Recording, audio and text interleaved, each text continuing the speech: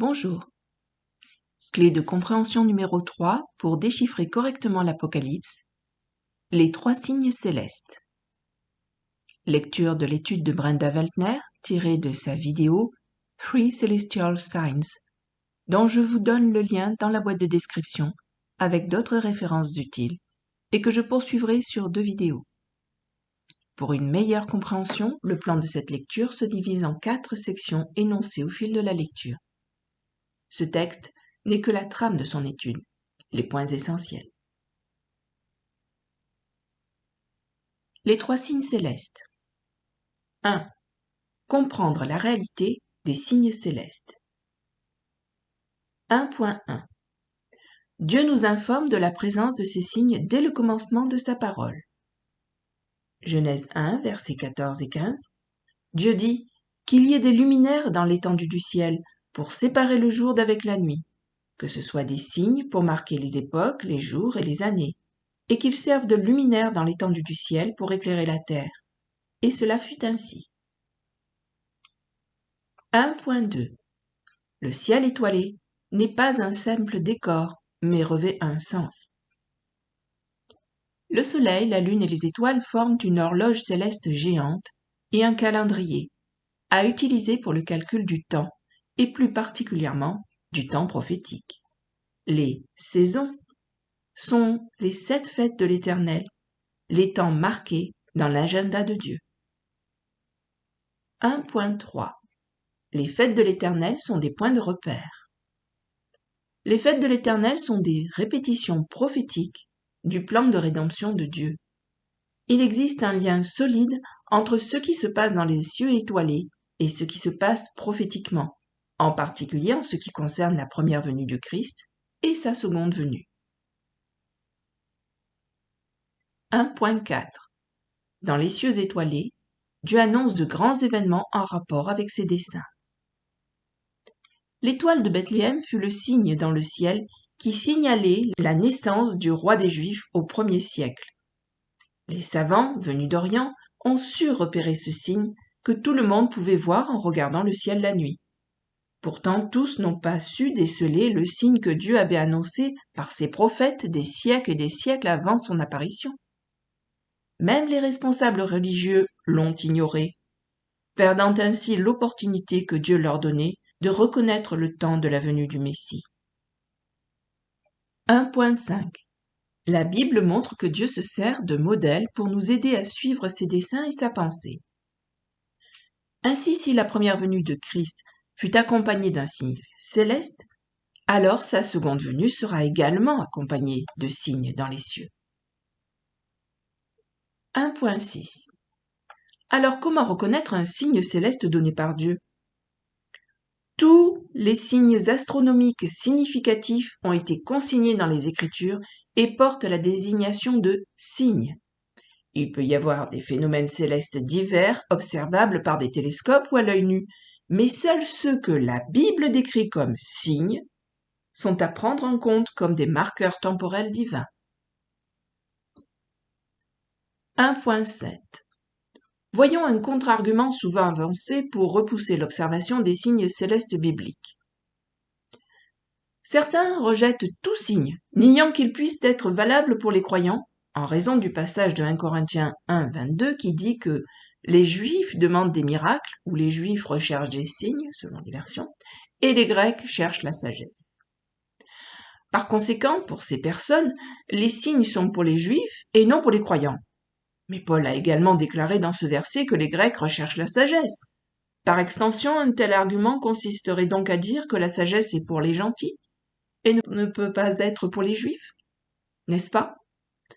Cette simple démonstration logique prouve qu'un tel argument est fragile et stupide, uniquement destiné à discréditer les signes.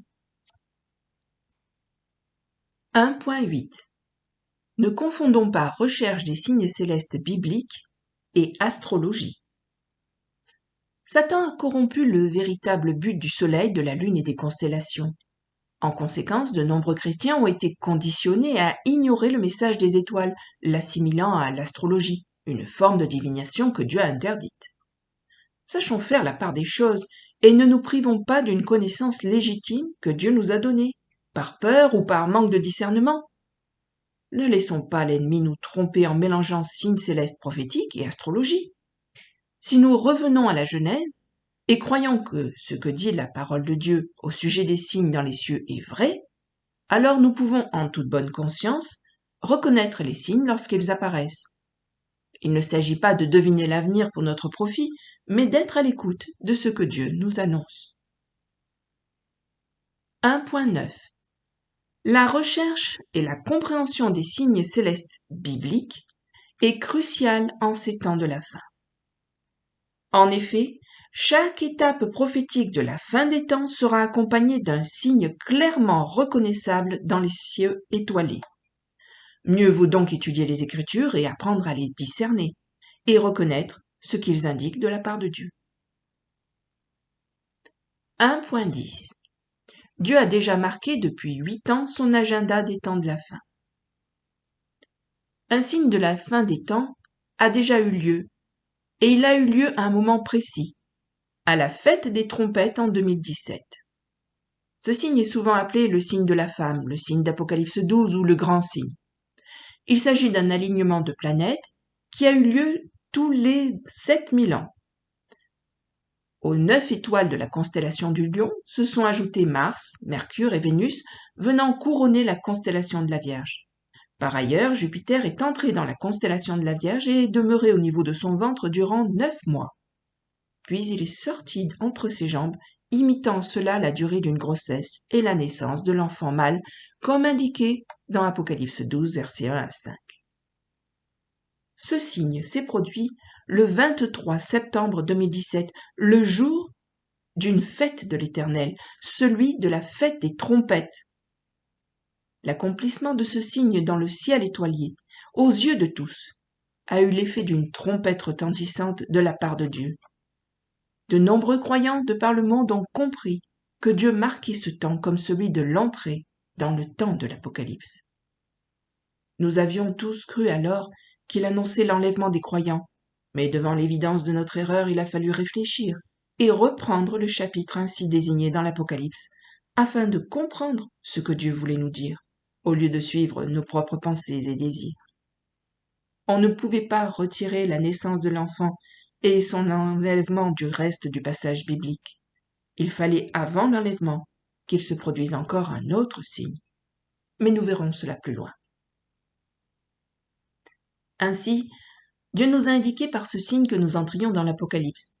Il ne s'agit pas du début des tribulations ou d'un autre événement précis consigné dans le livre de l'Apocalypse, mais d'attirer l'attention des chrétiens sur ce livre même et sur sa prochaine réalisation. Dieu a réveillé les cœurs et les consciences de ceux qui attendaient l'accomplissement de sa parole au sujet des temps de la fin et de la seconde venue de Christ.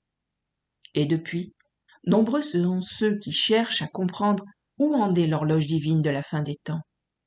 Internet et les réseaux sociaux regorgent de messages sur ce sujet, et beaucoup de dates sont avancées, notamment pour l'enlèvement des croyants. Que faut-il en penser? Qui a raison? Pour le savoir, revenons-en à la Bible. 2. Les signes célestes dans les évangiles. 2.1 Première lecture. Marc 13, versets 24 et 25.